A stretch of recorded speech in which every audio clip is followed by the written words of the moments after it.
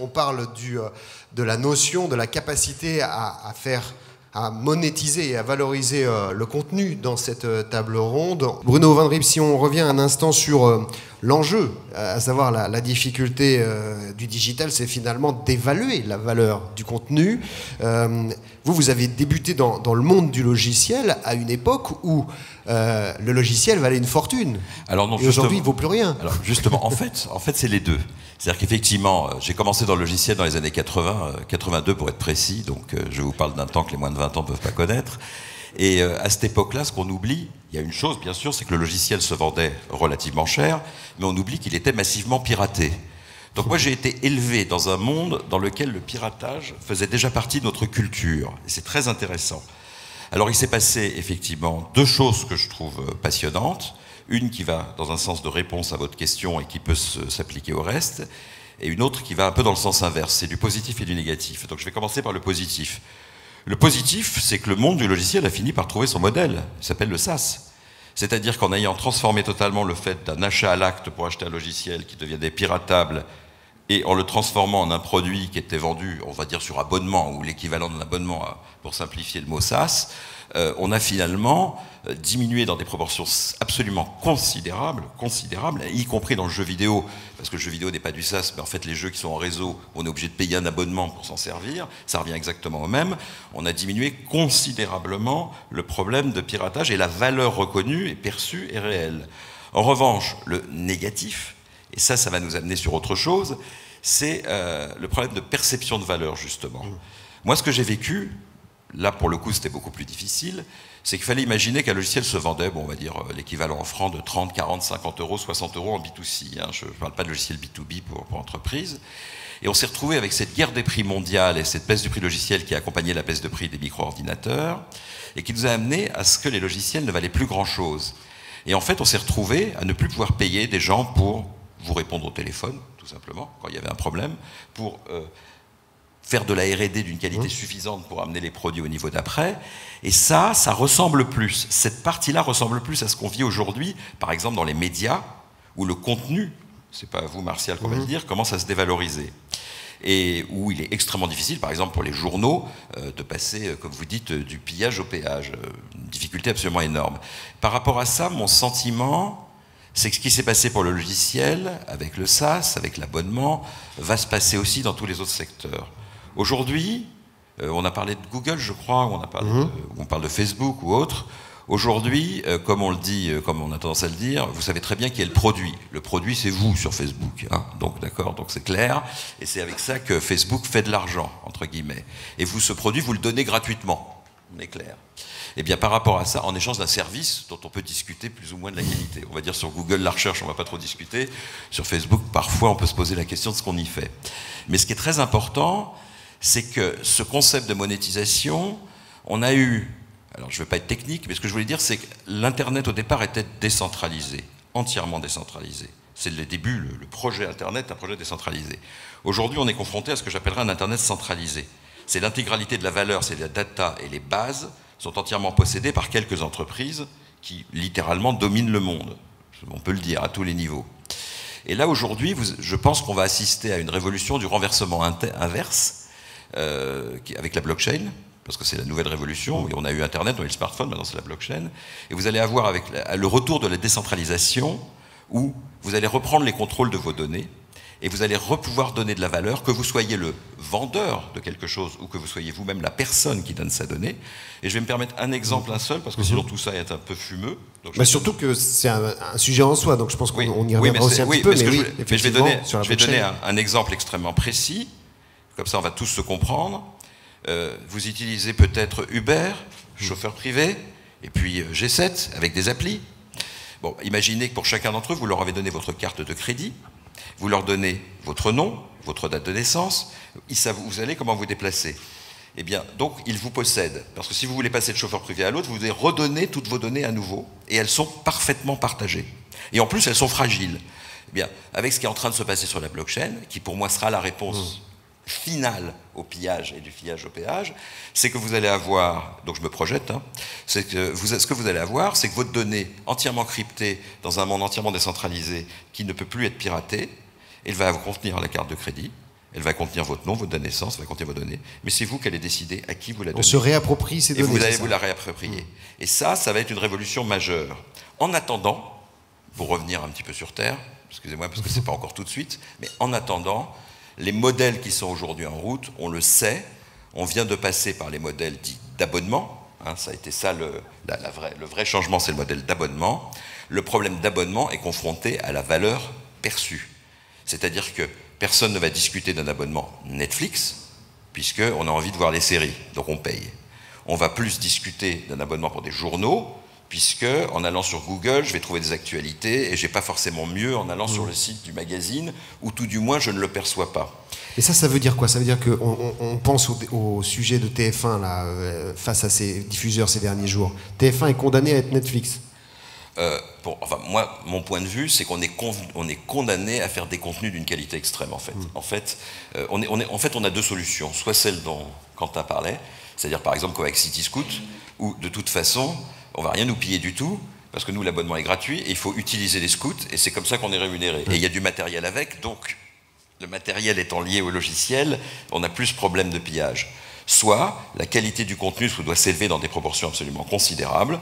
Moi, je trouve que le cas de Netflix que j'ai cité est quand même intéressant, parce que pour ceux qui ont connu les séries des années 70 ou 80, le niveau d'argent qui sont mis dans les séries, la qualité des tournages et autres, franchement, on paye avec plaisir. On va pas, il y en a peut-être qui essayent de pirater, mais on en a pour notre argent. Eh bien, moi, je dis que c'est pareil pour la presse et pour les journaux.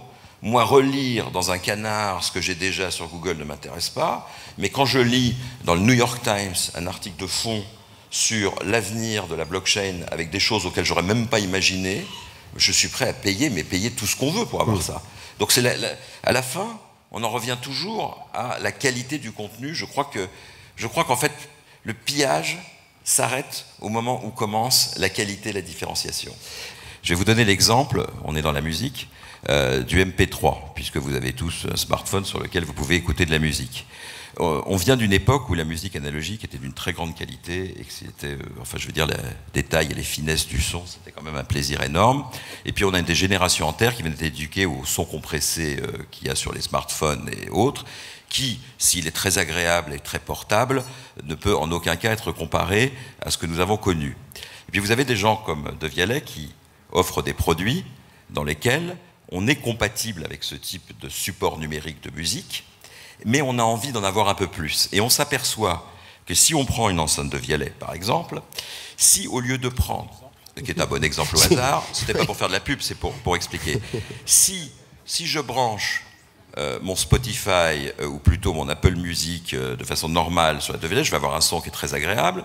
Mais si je vais sur un site qui me fait payer un peu plus cher pour de la musique de meilleure qualité, on va citer Qobuz ou Tidal, pour en citer deux par exemple, eh bien je vais payer un abonnement qui est plus cher, mais je vais retrouver la qualité de musique que j'avais perdue et oubliée depuis des années.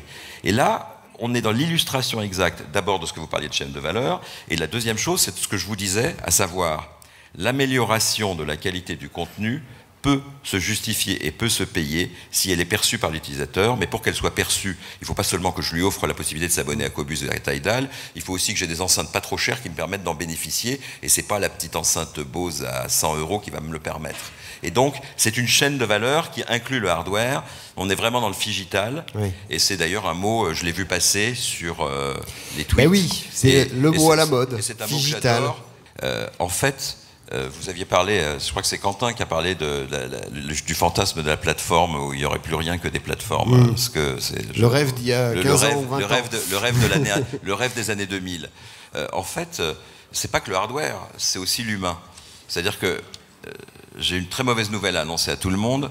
Non, nous n'allons pas tout virtualiser et tout disrupter.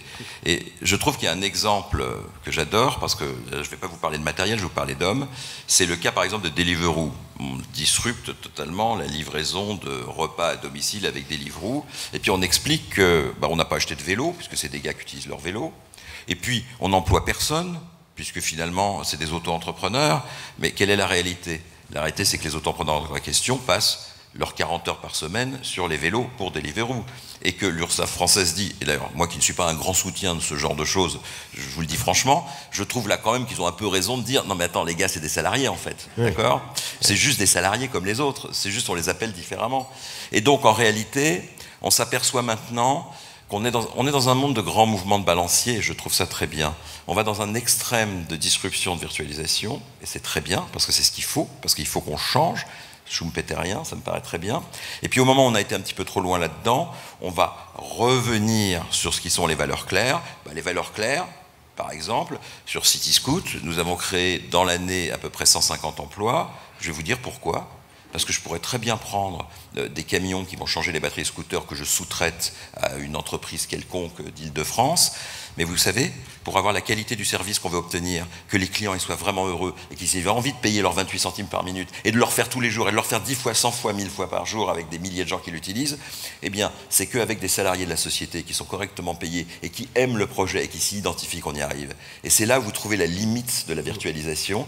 Et c'est là, et c'est pour ça que la grande théorie, et on ne va pas rentrer là-dedans parce que alors là je vais partir, mais la grande théorie sur l'intelligence artificielle qui va nous remplacer et tout, les gens qui vous parlent de ça sont des gens qui n'ont jamais codé. Moi j'ai codé beaucoup, d'accord, Terminator, Sarah Connor et tout, c'est bien pour le film, mais rassurez-vous, le gala des DSI de dans 4 ans, vous ne serez pas tous des Terminators programmés pour parler entre vous, en étant tous plus intelligents les uns que les autres, parce que vous avez auto-appris grâce au fait que vous êtes en contact permanent avec d'autres êtres humains. Non, ça ne va pas se passer. Pour l'instant, on a encore besoin de vous. Merci. Bon. On a la chance d'avoir eu 2 millions de locations en une année, donc ça commence à faire de la masse de data qu'on peut analyser. Et on a fait donc des enquêtes, je ne sais pas si vous connaissez Systé, c'est une société qui fait des enquêtes pour essayer de voir qu'est-ce que les gens font, comment ils l'utilisent et autres. Et on a été complètement hallucinés avec Cityscoot, parce que nous, on pensait qu'il y a le gars qui abandonnait sa voiture pour se mettre au scoot, ou qu'il y a le gars qui abandonnait le métro. Non, mais c'est pas du tout ça qui se passe. On est en train de passer en multimodal complet, c'est-à-dire que les utilisateurs les plus intensifs sont ceux qui font du stock picking, je dirais, entre tous les modes et en fonction de ce qui les arrange à un instant T.